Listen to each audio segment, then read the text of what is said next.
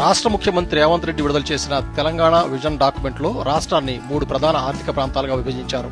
అవే cure, pure, rare.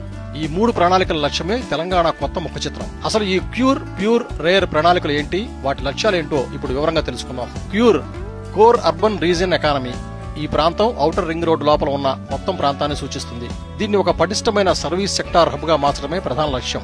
ఇక్కడ ఉన్న పాలనాపరమైన గందరగోళాన్ని తొలగించి కాలుష్యాన్ని పూర్తిగా తగ్గించి నెట్ జీరో సిటీగా మార్చాలని ప్రణాళిక వేశారు. మెట్రో రైలు విస్తరణ, మూసీ నది పునరుజ్జీవం, రోడ్ల విస్తరణ వంటి ప్రణాళికలతో ఈ కోర్ అర్బన్ ప్రాంతాన్ని యూనిట్ గా అభివృద్ధి చేస్తారు.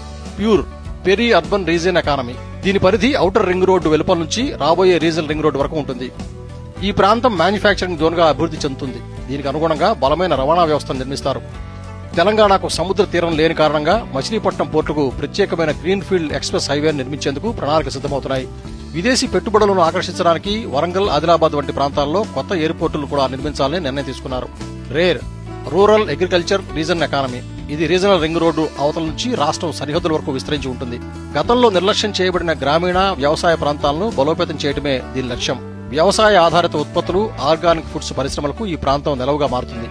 అంతేకాక నాణ్యమైన విద్యుత్ ద్వారా రాష్ట్రాన్ని నాలెడ్జ్ హబ్ గా తీర్చిదిద్దాలని నిర్ణయించారు. ఈ విలువైన సమాచారాన్ని లైక్ చేయండి, షేర్ చేయండి. ఇలాంటి మరిన్ని అప్డేట్స్ కోసం DD న్యూస్ తెలంగాణను ఫాలో అవ్వండి.